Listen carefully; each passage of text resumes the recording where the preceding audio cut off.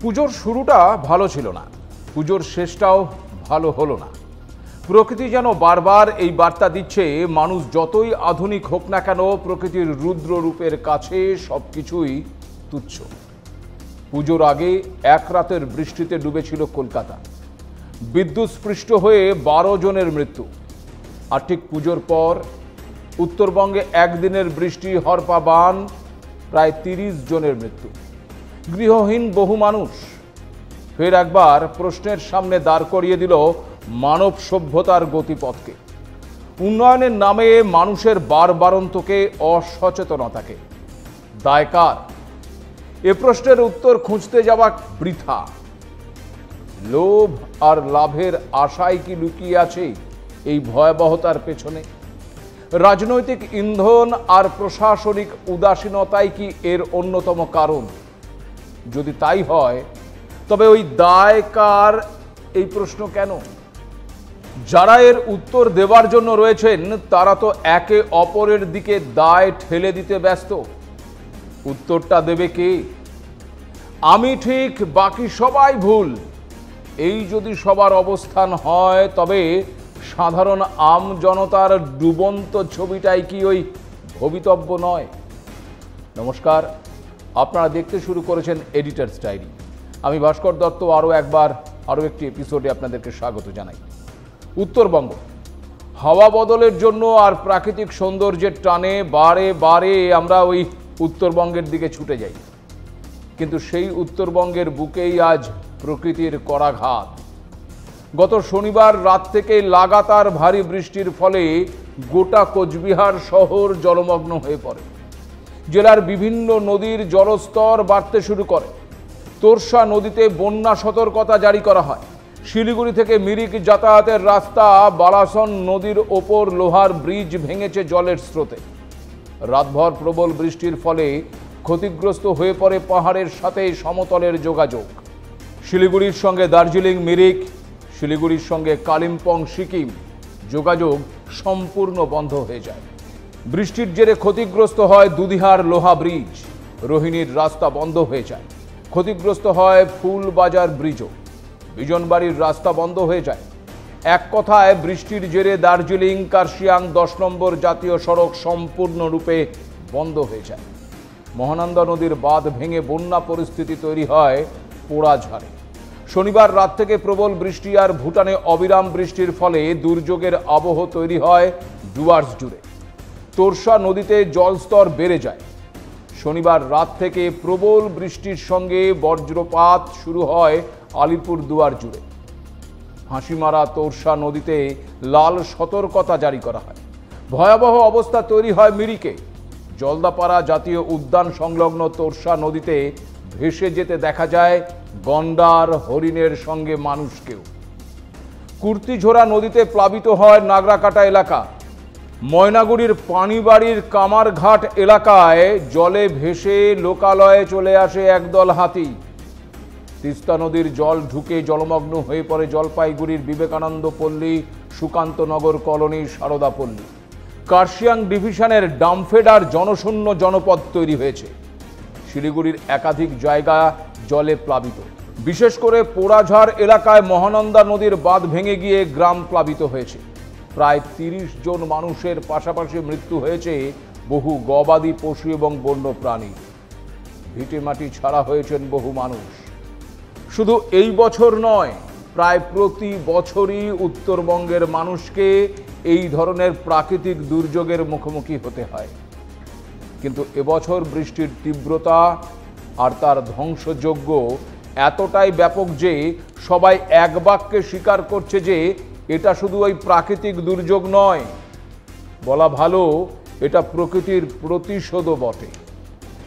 একটা সময় এই পাহাড়, এই নদী, এই বনভূমি নিজেদের নিয়মে, নিজেদের ছন্দে চলত। কিন্তু মানুষের তথাকথিত উন্নয়নের চাপে এই ছন্দ পতন ঘটেছে। গাছ কাটা হয়েছে নির্বিচারে, পাহাড় কেটে বানানো হয়েছে রাস্তা, নদীর প্রবাহে বানানো হয়েছে বাঁধ, জলাশয় ভরাট করে গড়ে উঠেছে রিসর্ট আর বিলাসবহুল হোটেল। প্রকৃতির শরীরকে ছিন্ন ভিন্ন করে দেওয়া হয়েছে উন্নয়নের নামে। আর এখন সেই ক্ষত থেকে রক্তক্ষরণ হচ্ছে। একটা নদীর প্রবাহ হাজার হাজার বছর ধরে যেভাবে ছিল সেটা হঠাৎ করে যদি বদলে দেওয়া যায় তবে কি সে চুপ থাকবে? পাহাড়ের গায়ে শতাব্দীর পুরনো গাছ কেটে ফেললে সেই পাহাড়ের মাটি আর আগের মতো শক্ত থাকে কি? প্রকৃতিকে নিজের মতো থাকতে না দিয়ে যখন আমরা তাকে আমাদের ইচ্ছে মতন চালাতে যাই তখনই সে একসময় ধৈর্য হারিয়ে ফেলে, আর ঠিক এমনভাবেই ফিরে আসে যে তাকে সামাল দেওয়া মুশকিল হয়ে যায়। বিশেষজ্ঞদের মতে এবারের বন্যার পেছনে রয়েছে একাধিক কারণ, যেমন অস্বাভাবিক অতিবৃষ্টি, পাহাড়ি নদীগুলির হঠাৎ জলস্ফীতি, বনাঞ্চল ধ্বংস করা, আর সবচেয়ে বড় কারণ হলো জলবায়ু পরিবর্তন। গত কয়েকদিনে উত্তরবঙ্গের স্বাভাবিকের তুলনায় 3 গুণ বেশি বৃষ্টি হয়েছে। হিমালয়ের পাদদেশে অবস্থান করায় এই অঞ্চলে বর্ষার সময় পাহাড়ি নদীগুলো খুব দ্রুতই ফুলে ফেঁপে ওঠে। বিশেষজ্ঞরা বলছেন এবার তিস্তা ও তোরসার জল ধারণ ক্ষমতা কমে যাওয়ায় অতিরিক্ত জল সরাসরি সমতল এলাকায় ঢুকে পড়েছে। পরিবেশবিদরা সতর্ক করেছেন গত কয়েক বছরে পাহাড়ি অঞ্চলে নির্বিচারে বন কাটা হয়েছে, নির্মাণ কাজ করা হয়েছে, যার ফলে মাটির বাঁধন একেবারে দুর্বল হয়ে পড়েছে। ফলে অল্প বৃষ্টিতেই এখন ভূমিধস দেখা দিচ্ছে। অনেক নদী খাতও দখল হয়ে গিয়েছে, জল বেরোনোর স্বাভাবিক পথ বন্ধ হয়ে গেছে।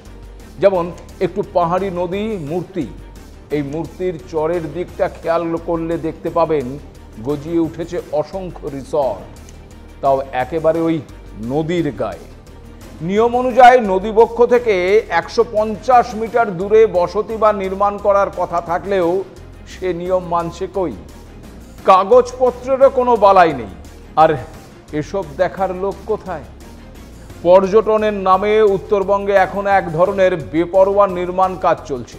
পাহাড়ের ঢালে হুটহাট হোটেল, হোমস্টে, কংক্রিটের বিল্ডিং গড়ে উঠছে। কোনো ভূতাত্ত্বিক সমীক্ষা ছাড়াই তৈরি হচ্ছে এসব। অনেক ক্ষেত্রেই এসব নির্মাণ হচ্ছে একেবারে অবৈধভাবে আর ওই রাজনৈতিক ছত্রছায়ায়।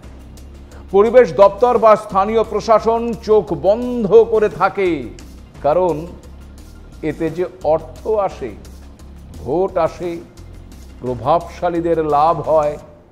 কিন্তু দীর্ঘমেয়াদে এই বেপরোয়া উন্নয়নই আজ প্রকৃতির ভারসাম্য নষ্ট করে দিয়েছে। নদীর পাশে নদীর স্বাভাবিক বিস্তার এলাকা দখল করে রিসর্ট বানানো হয়েছে।